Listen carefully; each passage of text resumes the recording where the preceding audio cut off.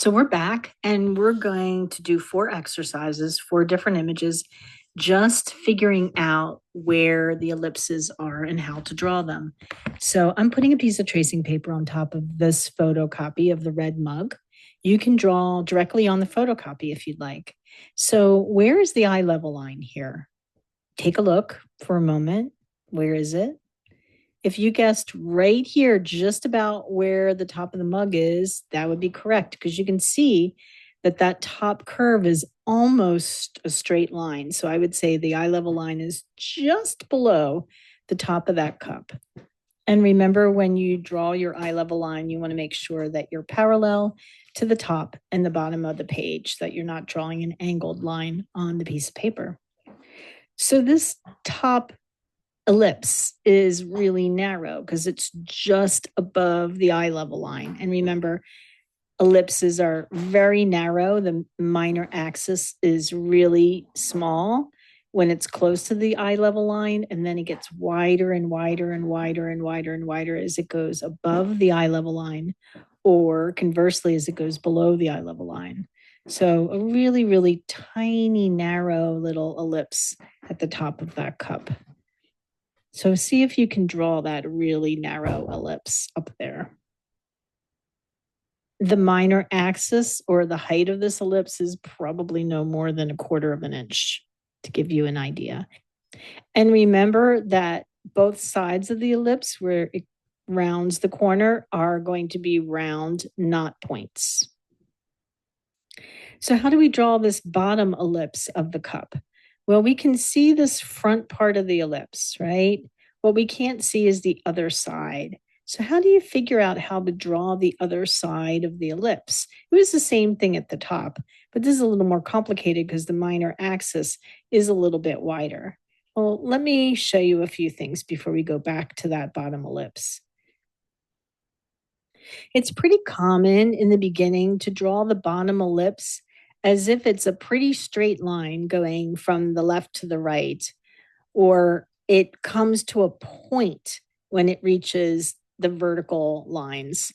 And that isn't accurate because if you think about it, you've got the cylinder of the cup coming down and you have an ellipse down there. And I'm going to draw the full potential ellipse. And what really happens is that there's a curve at the bottom of the cylinder. So that's what we have to keep in mind as we draw this cup. So the sides of the cylinder are coming down, and the bottom and the top, for that matter, but we're talking about the bottom, is going to be an ellipse. And the width of the ellipse, or the minor axis, is going to depend on how far up your eyes are from the bottom of the cup. But at any rate, those sides of the cup or the cylinder are actually going to be curves going up into those 2 vertical lines. They are going to be basically the bottom of an ellipse. And so always keep that in mind. Also, where you see the ellipse disappearing behind the sides of the cup, that is going to be the left and right sides of the major axis, or the length of the ellipse. So you can pretty much decide that that tells you where the middle line is, and you just need to make the other side of the ellipse symmetrical to that front section. So there I have drawn the bottom ellipse, and the top ellipse you can see is really, really thin. Bottom ellipse is wider. Why? Because that's further away from the eye level line. And if we went down even further, like to the coaster, that would be an even wider ellipse. And you just connect those 2 ellipses together with an angled line. That's the correct angle for the shape of the cup, and you have the cup. So here we're working on the coaster, and the coaster is a little bit wider of an ellipse, and we can actually see the ellipse going back behind the cup. So we get to see enough of the ellipse that I think you can probably finish it off. Just remembering that you're making a symmetrical ellipse always. So just look at the curve that's at the bottom of the ellipse and do a mirror image of that at the top. So we are drawing this ellipse as if we can see through the cup. And we're going to draw all our ellipses as though we can see through the cylinder that we are drawing.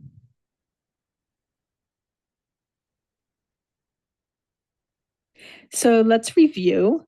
We drew the top ellipse, which we realized was incredibly narrow because it's basically almost at the eye level line, just a tiny, tiny bit above the eye level line. And we're drawing each of these ellipses as though we can see all the way through to the other side. And we never make the ends of the ellipses points. They are curves, not points. So make sure you're not making a point at either end of that very narrow ellipse. We're drawing the bottom ellipse also as if we can see through to the other side, and we're making sure that both sides are curves and not points. We connect those two to get the sides of the cylinder, or in this case, the cup. We're going to skip the handle for now. Really, we're just concentrating on how to make the ellipses of any cylindrical object. And then this coaster, we also drew the ellipse through the cup so that we can see how the whole ellipse is symmetrical, top, bottom, and left, right. And there we go. Now we're going to tackle this ceiling lamp. And this time I'm going to draw directly on the photocopy. And you can do it either way, on the photocopy or on a piece of tracing paper on top. Now the eye level line for this image is below the lamp, of course, because we're looking up at it. And the ellipses are going to get larger from that big white one at the bottom as we go up toward the ceiling, because that's further and further away from our eye level. Yeah, you'll probably notice that this lamp shade is at an angle. So the minor and major axes are not parallel and perpendicular to the sides of the page. So we do need to indicate where our major and minor axes are. That's really going to help us. So I'm actually measuring from the top to the bottom of this ellipse to find the center, and that will give me my major axis. But I need to make sure that that major axis is at a 45-degree angle to the side of the lampshade, right? So if you can't eyeball it, you could use your angle finder on the side of the lampshade, and the other side of the angle finder put along where you've placed the dot for the halfway point between the top and the bottom of the minor axis, and that should give you that major axis right there. So the major axis needs to be the halfway point between the top and the bottom of that ellipse, or the top and the bottom of the minor axis. And then if you measure the halfway point between the left and right side of the major axis, that'll give you the point where you need to draw the minor axis. And of course, the minor axis and the major axis are at 45 degrees to each other. So one of the best tools that you can buy yourself for this class and others, if you don't already have one, is a triangle, because then you can put one side of the triangle along the line that you're certain of, in this case, the major axis, and use the other side because it's already at a 45-degree angle to draw the other perpendicular line that you're needing, which in this case is the minor axis. So you can see that the ellipse is at an angle. We've drawn our major and minor axes at the correct angles for this ellipse, right? There's the minor axis right there. So you can always think about the minor axis as the shorter axis and the major axis is the wider axis. Most of the time that's going to be true. And then you can just continue the minor axis up through the center of the cylinder. And because these two ellipses are parallel to each other, that will also be the minor axis for the top ellipse. So I knew that the lampshade was crooked because the top cord coming out of the ceiling is going to be perpendicular to the ceiling and the floor. And you could see how the lamp was crooked. So the shade itself is crooked in this photograph, but we're going to draw what we see, not what we know. And so we're drawing the crooked lampshade. So let's work on this top ellipse. Now I'm just kind of tracing out the top part of the ellipse. And because I know that that curve is going to curve around and then the bottom part of the ellipse is going to be symmetrical, I can kind of draw that ellipse coming around a little bit and see where the left and right sides of that ellipse are. Sorry, as I adjust my light table here. So finding the left hand and the right hand side, I can figure that out. I can also measure from the bottom ellipse to the top ellipse. Okay, so from the major axis of the bottom ellipse to the major axis edge of the top ellipse, and make sure that those two measurements are identical because this lampshade is symmetrical. And then I can draw a line from point to point. Remember that that major axis of the top ellipse has to be absolutely parallel to the major axis of the bottom ellipse. It can't be at an angle to it. So those two lines, those two major axes should be absolutely parallel to each other. And then once you have the minor axis and the major axis, you can draw an ellipse. You know how wide the ellipse is, you know how long the ellipse is. Now, for this top ellipse, we haven't determined how high the minor axis is. What is its depth? So we're going to measure from that major axis to the top of the lampshade and use that measurement to figure out how far down the ellipse is going to go from the major axis. So let me do that again. Okay, from the top of the lampshade to the center, that center line, the major axis, is half of the ellipse. So we take that measurement below the major axis to get the bottom of the ellipse. Now that you have the bottom, the top, the left and right sides of the ellipse determined with the minor and major axes, right? Then you can figure out how to draw this ellipse because you know that all four quadrants are going to be symmetrical to each other. So let me draw this with my Sharpie so you can see it a little bit more clearly. So from the top to the middle is the same distance as from the middle to the bottom of the ellipse. So there you go, measuring that. It's going to be exactly the same to the bottom of the ellipse. And now that you know the minor axis, top to bottom, and the major axis, left to right, you'll be able to draw the top of the ellipse, which you can see because it's the top of the lampshade. But now you just need to mirror that underneath down to that little mark there. And you just need to make sure these four quadrants are symmetrical. And I know that's easier said than done. Just keep practicing it. And then you have drawn the top ellipse as if you can see through the lampshade. And isn't it interesting how your brain can flip it, right? Can flip the lampshade now. So now you're seeing the edge of the ellipse that's back behind the front part of the ellipse. Okay, there we go. Now we're going to move on to our photograph of the two cups. And I'm going to draw this one also directly on the photocopy. And you can draw it on the photocopy or on tracing paper, totally up to you. Now, when I'm making a drawing that includes ellipses, I like to start with the ellipse that I can see the entire ellipse. It's just so much easier than the ones where I can only see half of the ellipse. So the top ellipse of this particular cup is pretty self-explanatory, just making sure that I'm not drawing pointed corners, that I'm rounding those corners. And of course, my eye level must be above this cup or I wouldn't be able to see down into it. And the ellipse here at the top of the cup is going to be narrower than the ellipse at the bottom of the cup. Now, I know that that ellipse at the bottom of the cup looks flat, but it's not. And just another reminder that no matter how narrow the ellipse is, they never come to a point. It's always a curve. It might be a tighter curve. It's always a curve. Now, we can see down inside of the cup. So that's a good hint that our eye level line has to be above the cup. So our eye level line is up here, somewhere at the very top of the page somewhere.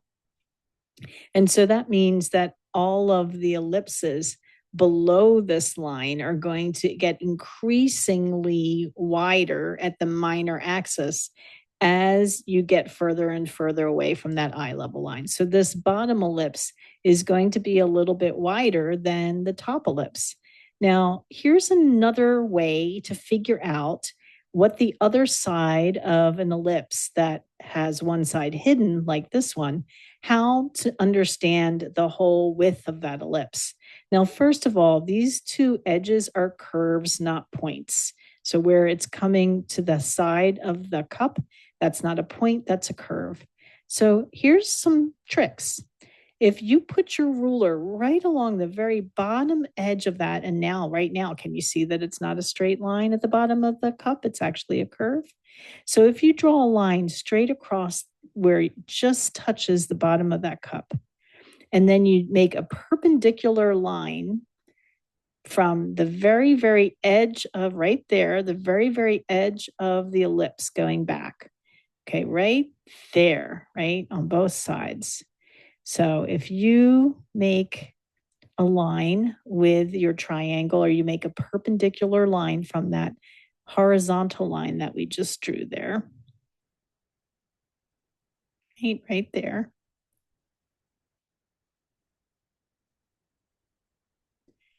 Then right where it disappears along the edge of the cup, right where those two edges meet, the side of the cup and the edge of that curve. If you draw another horizontal line right there, that's your major axis. Right there. And so if you measure the distance between the major axis and that line that you drew at the very bottom of the cup, you will have the measurement from the major axis to the top of the ellipse.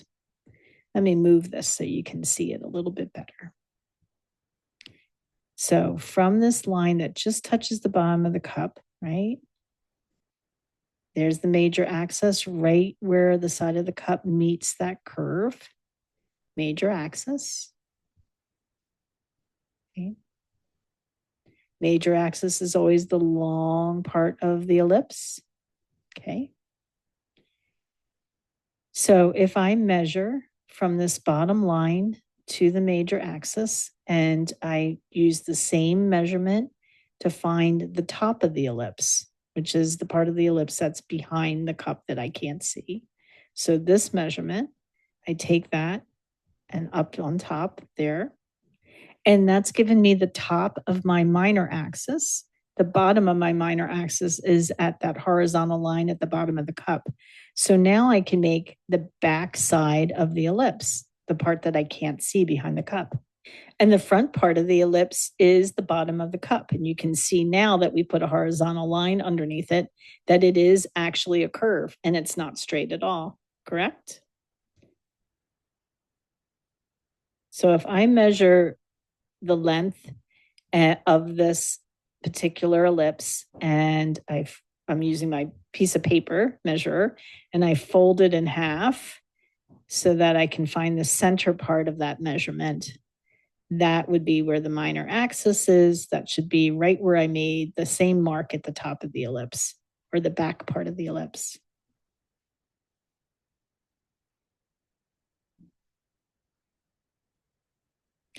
And if I pull that line all the way up through the middle of the cup, it should become the minor axis of the top of the cup, and that is the center of the cup.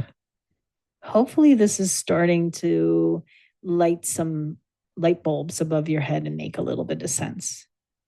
We've talked about some of the main ways to locate and draw the ellipses that might be in your image or in your subject matter. Let's tackle a more complex image. So I think it's always a good idea to draw a vertical and horizontal line through the center of your image. And we're going to do a drawing that is a 1-to-1. So we're going to do a drawing that's exactly the same size as the photograph that we're looking at. Now, your photocopy machine will print out differently than mine, perhaps. My measurements are at the top of the page there. So mine is 7.5 by 8 3/4. I'm doing it 1-to-1 scale with my drawing. Your photocopy might be a slightly different size than mine, but I will try to talk about this in a way that's transferable. So starting with the vertical and the horizontal line through your image, and then make a horizontal and vertical through each of the 4 quadrants. So you're basically making a grid.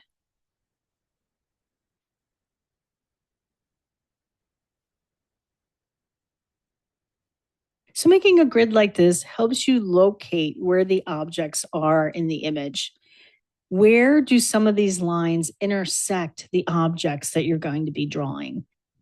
So for example, in this image, you can see that the bottle is almost in the center. It's a little bit to the right of this center line. And that's terrifically helpful, right? And it also almost touches the top of the page. Then you can see that the stem is almost in the middle of this particular square. And this stem is pretty much in the middle in this square, right? And the one above it.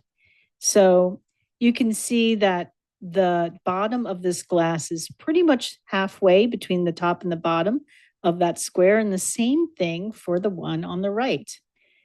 You can see that this ellipse is pretty centered in this particular square.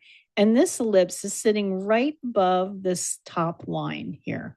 So taking a moment to look at your image and see where are some of the main parts of the image intersecting those lines that you drew in your grid. Super, super helpful. So the rectangle I've drawn on my piece of paper is exactly the same size as my photocopy. And I'm going to do exactly the same thing. I'm going to draw the same grid on my paper. So that starts with a vertical and a horizontal that go through the center of the paper. And then each of those 4 quadrants will be cut in half vertically and horizontally again. Wouldn't it be nice if you could actually do it this fast? So what I like to do is start with the easiest, most obvious things in the image. And this bottle seems like one of those things to me because it goes all the way up, almost touches the top of the page. And it is just to the right of the center line. So it's pretty easy to figure out what it is. So how do I figure out, though, where that left and right sides are? How far over does it go? Well, I can cut that rectangle that it's in half, like I'm doing with my pencil there, and see how much does the bottle go into that half part of the square, right? So here's the center line going down in half, right? And I can see that it goes more than a quarter of the way over into that square. So this is how you figure out proportions.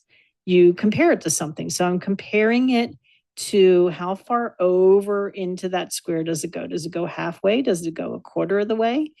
Right? So I'm looking at those kinds of proportions. So I figured out that way what the width of the top of the bottle should be. And I can see that it comes down to that first horizontal line, and then it starts to disappear behind the glasses.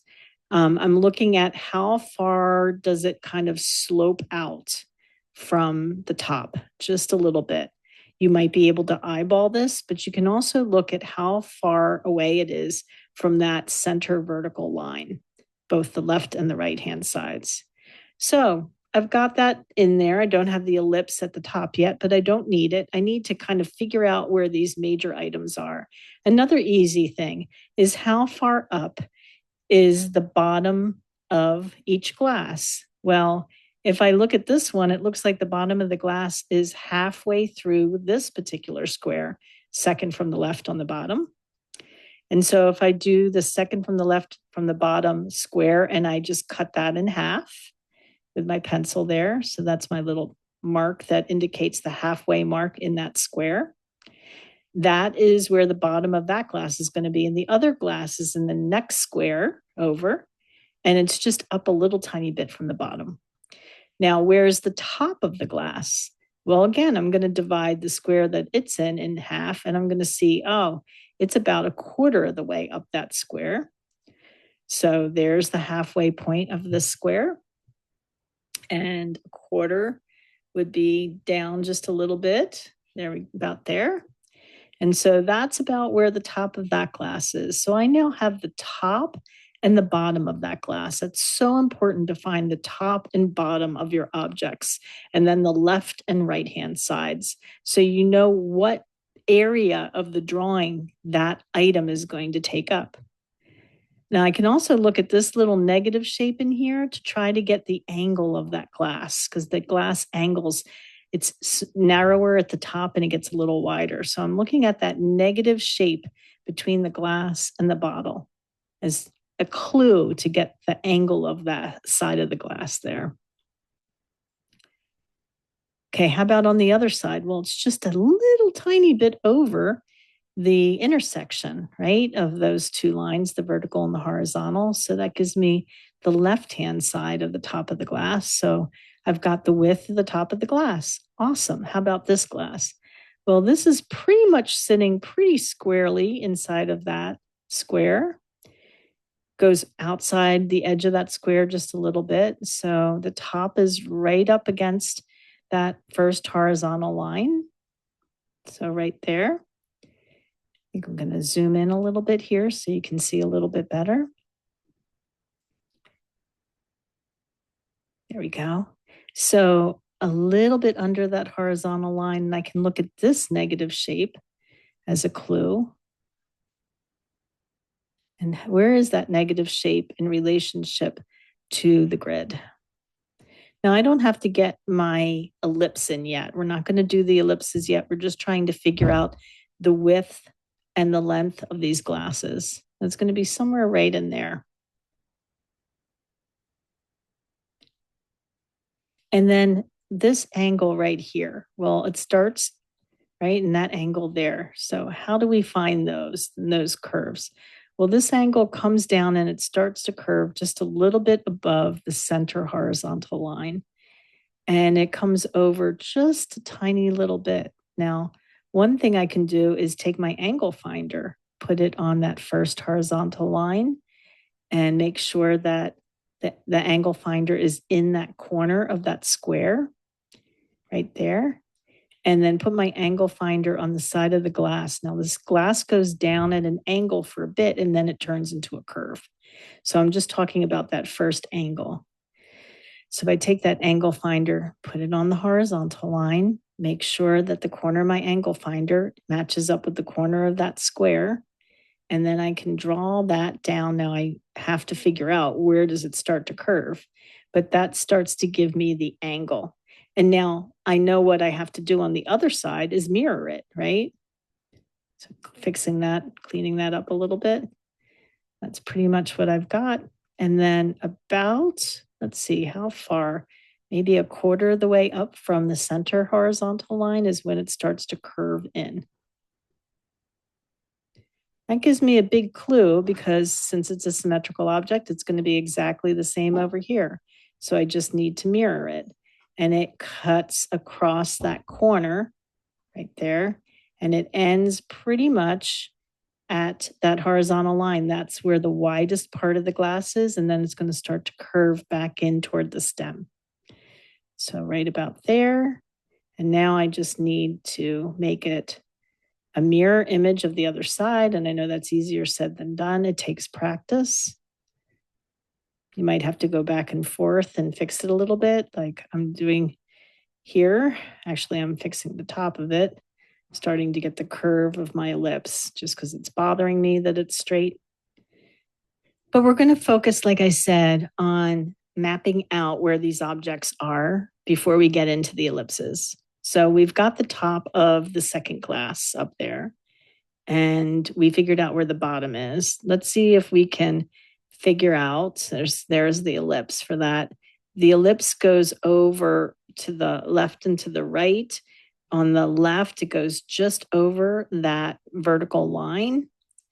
Looks like I need to make that curve too, because that's bothering me as well. So I've got the width of the top of this glass worked out. And you can see that it's narrower than the front glass. That's because it's behind the front glass. So it's going to appear a little bit smaller. And then we've got the angles coming down again and the point where it's going to start to curve in. So if I divide this square into half, I can see that the side of the glass comes in about a quarter of the way from the right-hand side. So about there. So I'm going to kind of map it out that way. And then it's going to start coming in. I can mirror it on the other side. If I feel like I've got a good left side, then I just need to mirror on the right side. I can see where this glass overlaps the other one and how much. And at what point does it come out and start to go back in? And it's just on the underside of this square that it starts to come back in again. Right about there. Right. So you can see keeping everything proportion is comparing everything to everything else. It's not just drawing the glass, but it's drawing the glass in relationship to the other things around it.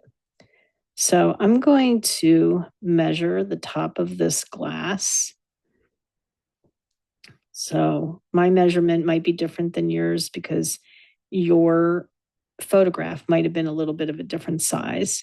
So I have 2 inches here. The center of that glass would be at 1 inch. So if you measure your glass, what's the center from one side to the other of the top of that front glass? And I'm going to drop a vertical line, make sure that this line is absolutely parallel to the left and right hand sides of your page. Now, you know that these glasses are symmetrical, right? So that finding the center and then dropping that center line down through the glass is going to give me the center of the glass. It's going to tell me where the stem is going to come out, right? So pretty simple when things are symmetrical to figure out where the different parts are going to be. So there's the 2 centers of my glasses.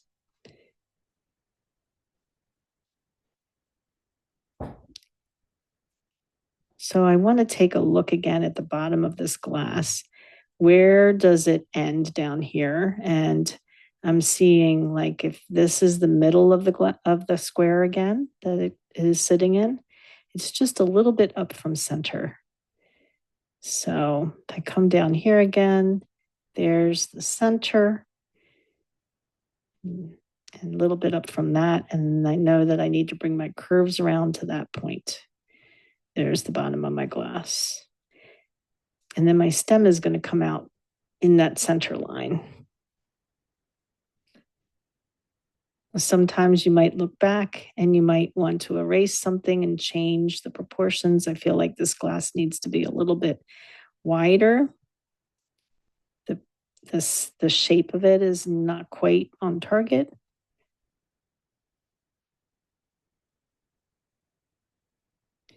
And I'm a little uncomfortable with this edge too of the front glass.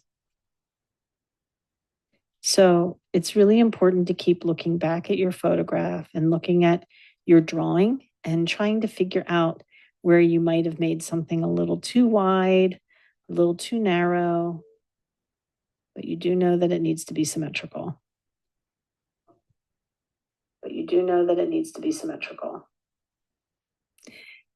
Let's take a look at where the stem starts. And I'm seeing again, if I divide the square in half, it comes out pretty much at the quarter mark. So if that's the halfway point of that square, a quarter would be here.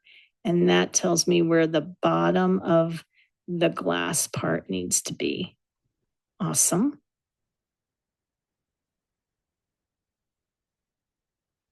And again, it's just a matter of making the left and right hand sides mirror each other. And then I know that that center line is where the stem is going to be. The stem flares a little bit at the top, and I'm eyeballing this. Hopefully you can too. And eyeballing the width of the stem. Now, where does the stem end? Where does it intersect the back of the ellipse of the part of the glass that sits on the table?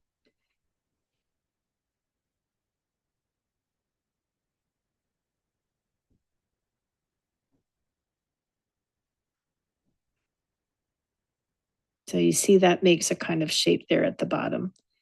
Let me move my paper up so that you can see it.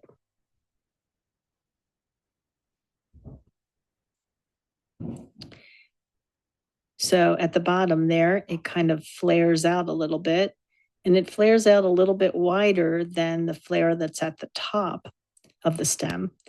And then that's another ellipse right there. We're not going to make a big deal of this ellipse, but it would be good if you could see that that's a little ellipse right there. This is circular, this stem that's coming down. It's another cylinder, right? The stem itself is a cylinder. So I left this drawing overnight and came back the next day and took a look at it. And that's always such a great thing to do because you often see things the next day that you didn't see the day before. And I'm noticing that the glass on the left is a little bit narrower than the one on the right in my drawing.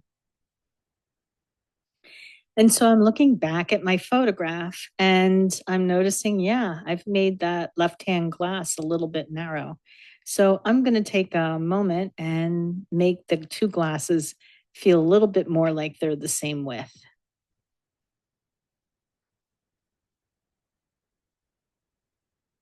So there are 7 ellipses in this picture. We've got the bottle, the tops of the two glasses, where the water is level is in the two glasses, and the two bottoms of the glasses. So that's 7 ellipses. Now, remember at the beginning of the first video, I said that circles fit into squares? Well, ellipses fit into rectangles. It's a square that's been squished, basically, because the circle has been squished. So if you can figure out where the rectangle is that the ellipse sits in, and you can divide it in half both ways, which would be the minor and major axes, then you can draw the ellipse, right? Just like this. So if you can figure out where the top, bottom, and left and right sides are of an ellipse, you're pretty golden because then you just make a very symmetrical shape like I'm trying to do here. Now, if the ellipse is much fatter, so if the minor axis is much wider or longer than the one on the left, then they would look a little bit more like this, closer to a square, but not a square. And it would be the same thing. You just have a much wider minor axis. So this is an ellipse maybe I'm looking down into. And those edges there are always curves, never points, ever, ever, ever. Okay, there's the minor axis, just to remind you, and the major axis. So if you can get a box drawn around the area, then you can make a symmetrical ellipse. So I'm going to use a red pencil to make a box around this ellipse. And I'm measuring from the top of the ellipse to the bottom of the ellipse, or the back of the ellipse to the front of the ellipse to be exact. So taking that measurement from the photograph and doing the same measurement on my drawing, and then also making a major axis line. And I've already indicated the left and right hand sides of my ellipse, so that's not so hard. And then using those measurements, I can make a box that represents a box that would fit around my ellipse. And that way I can figure out how to draw this ellipse. I can divide that box in half to make my major axis. And now I have my major and my minor axis. And so making the ellipse is a piece of cake, right? I just need to make a perfectly symmetrical ellipse inside of this box.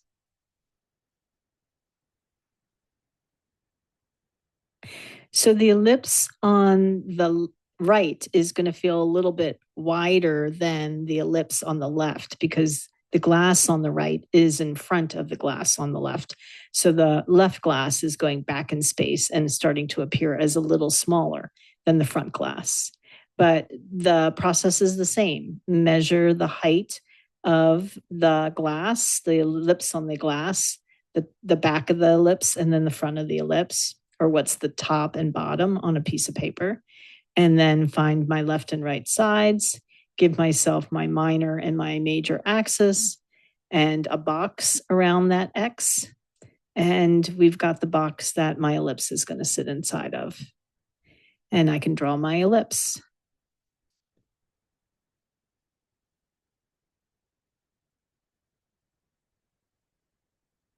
Now, the process for the ellipses that represent the top of the water line is exactly the same. I'm going to measure from the top of the ellipse to the bottom of the ellipse, or the back of the ellipse to the front of the ellipse, depending on how you look at it, 3-dimensionally or 2-dimensionally. But where is this ellipse? Where is it in the glass? How far down? How far up? So I'm going to measure from the front of the glass ellipse here at the top down to the front of the ellipse of the water line and transfer that measurement over, since I'm doing a 1-to-1 drawing. And that's going to be the bottom of the ellipse, also the bottom of my box. And then measuring the ellipse itself, which I did a moment ago. And so now I have the top of my box, the bottom of my box. And I know that the sides are the two sides of the glass. And so now I can draw my major axis, left to right, and my minor axis, top to bottom. There we go. There's the 4 sides of my box. So now I just need to connect those. Or if I don't feel like I need a box, I can just draw my ellipse based on those 4 points. And that's essentially what you want to get to. You don't want to have to draw a box around an ellipse every single time unless it's really helpful to you. But if you have those 4 points, the top, the bottom of the minor axis, and the left and right of the major axis, then you can draw your ellipse. You just need to make sure the 4 quadrants are symmetrical. I'm going to do exactly the same process on the glass on the left.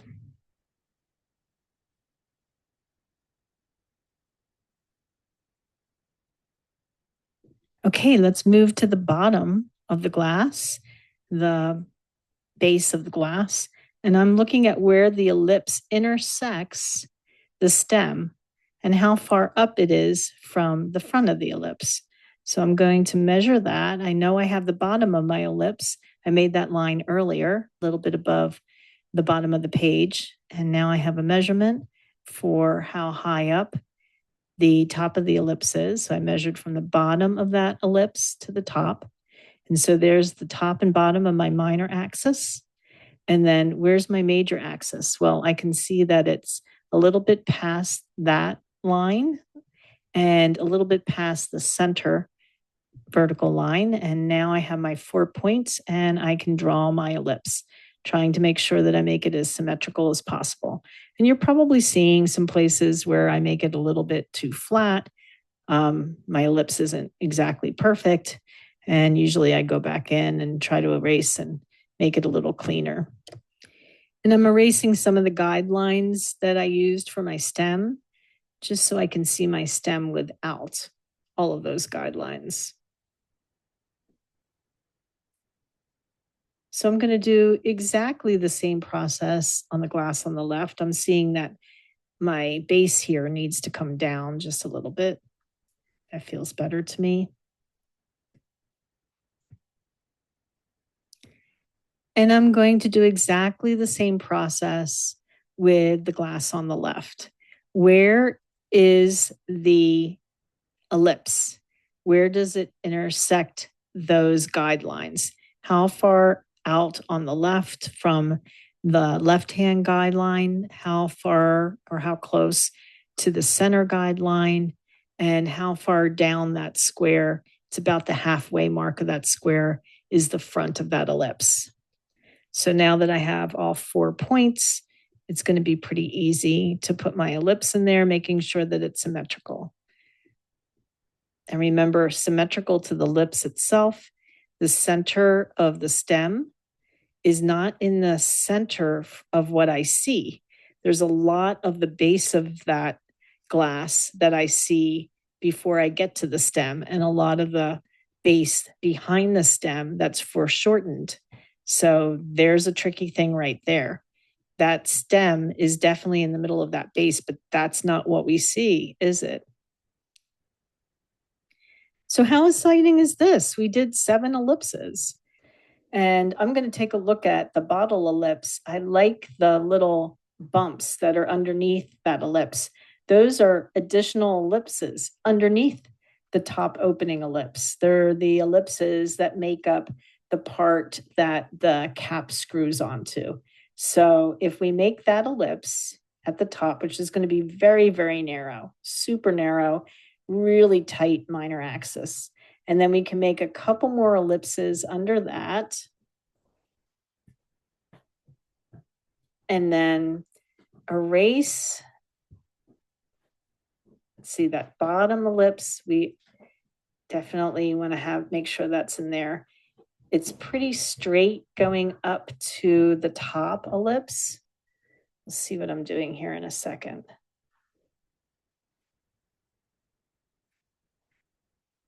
So it comes down straight and then it kind of bends out to that next ellipse.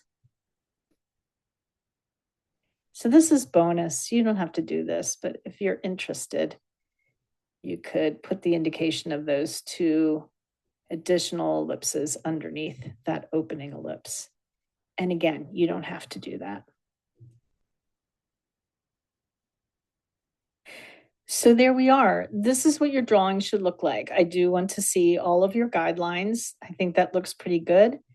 We've got 7 ellipses here. You can see I'm still looking at them and seeing ways that they can be more symmetrical. I don't want you to spend any more time on the drawing, but it would be terrific if you would go back and see if you can get your ellipses to be more symmetrical. That would be the value added thing to do. Fantastic. Now it's on to your homework assignment, and let me know if you have any questions.